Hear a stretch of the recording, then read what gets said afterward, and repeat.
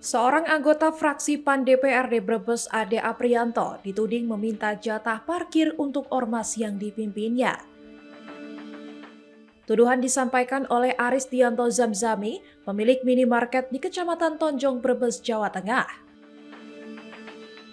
Aristianto juga melaporkan Ade ke Badan Kehormatan DPRD dan menyerahkan bukti voice note dugaan intimidasi via WhatsApp. Permintaan jatah parkir disebut dilakukan menjelang Lebaran lalu untuk dikelola oleh Ormas Kepemudaan. Ade membantah tudingan intimidasi dan mengatakan hanya mengirim surat resmi kerjasama atas nama Ketua PAC Pemuda Pancasila Tonjong. Surat kerjasama itu menurut Ade tidak dibalas dan malah disebarkan ke grup WhatsApp hingga viral di media sosial. Ade menyebut tidak ada unsur pemaksaan maupun tekanan dalam pengajuan kerjasama lahan parkir tersebut. Itu tidak lepas dari terjadinya sebuah peristiwa di mana kami merasa kami diintimidasi, kami merasa kemudian dirugikan secara moral, bahkan juga difitnah lewat voice note, WA atau Japri. Apa itu? Awalnya adalah permintaan parkir yang diajukan oleh ormas yang diketuai oleh saudara AA, di mana saudara AA ini kemudian menjabri kami. Ada voice note yang tidak hanya menyebutkan dianya sebagai seorang ormas, namun juga sebagai anggota Dewan Komisi 3 lengkap, di mana di situ ada ungkapan-ungkapan yang mencederai harkat dan martabat saya secara pribadi. Ada juga fitnah yang menyebutkan bahwa usaha kami, yaitu toko minimarket modern, menyebabkan pasar tradisional tutup.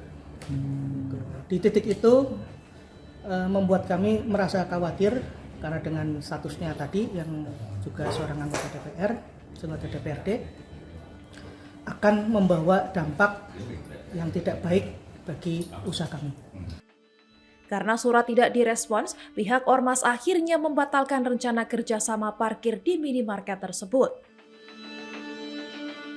Ade menyayangkan viralnya surat resmi yang seharusnya menjadi komunikasi internal.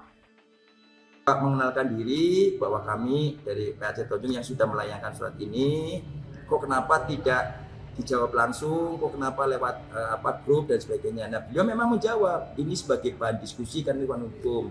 Saya memang ada pernyataan, saya keberatan kalau kayak itu sebelum dijawab.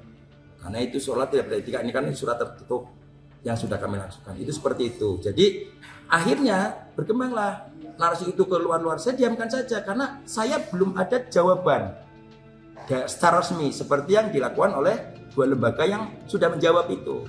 Nah, karena tidak ada jawaban, jujur saya selaku Ketua PAC mengutus anggota kami untuk menemui penanggung jawab dari Alfamart itu untuk menarik permohonan kami. Karena sampai menjelang Lebaran sudah tidak ada jawaban, bahkan malah warung hukum.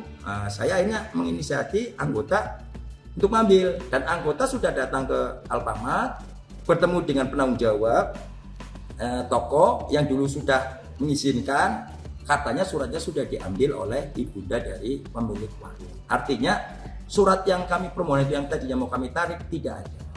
Nah, karena tidak ada laporan ke PAC, akhirnya kami PAC sepakat untuk tidak melanjutkan atau tidak melaksanakan kerjasama parkir itu karena tidak ada jawaban sama sekali untuk antisipasi. Memantau setiap hari itu tidak ada tukang parkir, Lebaran pun tidak ada. Nah, karena pertimbangan itu kami mengajukan mencoba.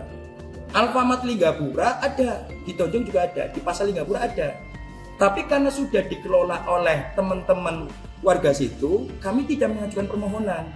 Takutnya nanti malah tumpang tindih. Jadi kami tidak menang. Di situ saya melihat itu karena kosong, kami mencoba untuk ikut melakukan permohonan kerjasama. Jadi sampai detik ini saya tidak sebagai Ketua PP dan ormas tidak pernah mendapat jawaban secara resmi. Terkait tudingan intimidasi, Ade mengatakan siap menempuh jalur hukum jika ditemukan unsur pencemaran nama baik. Pelaporan balik rencananya akan dilakukan melalui BPPH MPC Pemuda Pancasila Brebes.